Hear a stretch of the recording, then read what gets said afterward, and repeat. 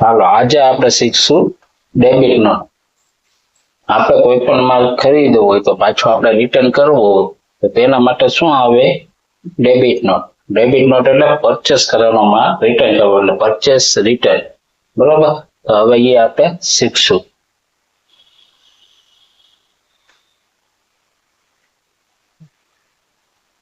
વાઉચરમાં જઈએ. વાઉચરમાં ડેબિટ નોટમાં એન્ટ્રી કરવા માટે આપણે પહેલા શું કરશું?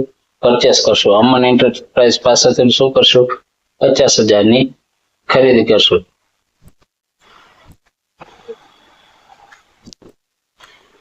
બરાબર. વાઉચર એન્ટ્રી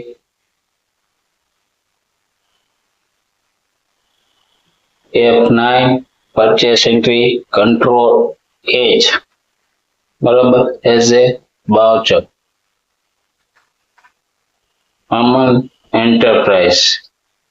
બરાબર.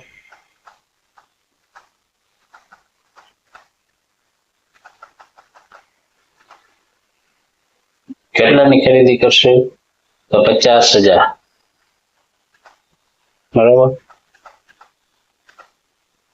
પરચેસ. બરાબર. બીજી આપણે ખરીદી કરીએ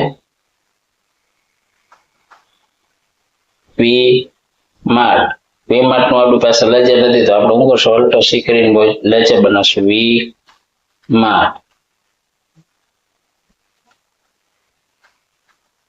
સેનરી ક્રેડિટર્સ.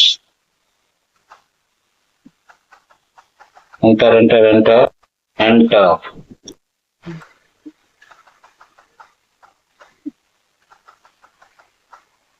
વીમાર્ટ માંથી આપણે ખરીદી કરશું 1200 રૂપિયાની.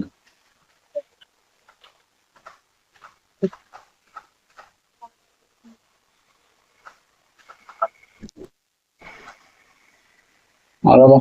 હવે આપણે ડેબિટ નોટ નું વાઉચર ખોલવું પડશે. તો ડેબિટ નોટ નું વાઉચર ખોલવા માટે આપણે શું કરશું? અલ્ટર સાથે F5 દબાવશું. બરાબર. હવે ડેબિટ નોટ માટે આપણે શું કરશું? અમન એન્ટરપ્રાઇઝ પાસેથી ખરીદી કરી હતી. બરાબર. કેટલાની? 50,000 ની. એમાંથી આપણે 5,000 નો માલ કઈક નુકસાન વાળો હતો તો એ આપણે શું કરશું? રિટર્ન કરશું. બરાબર. તો એમાં જે 5,000 નો આપણે શું કરીએ? રિટર્ન કરીએ.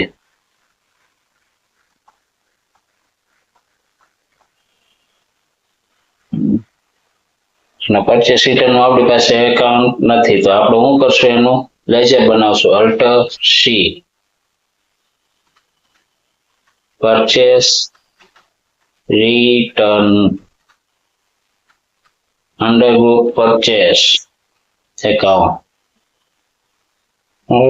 Control A save. 5,000 નો પરચેસ રિટર્ન કરીએ.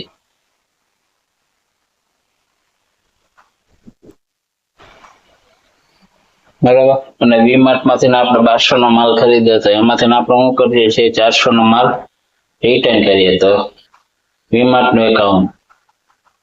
બરાબર. 1200 નો માલ ખરીદેલો દેખાય છે કરંટ બેલેન્સમાં. હવે આપણે શું કરશું? 400 રિટર્ન કરીએ. બરાબર. 400 રિટર્ન કરે. કરંટ બેલેન્સ થઈ ગયું 1200 માંથી 800 રૂપિયા. બરાબર. હવે પરચેસ રિટર્ન.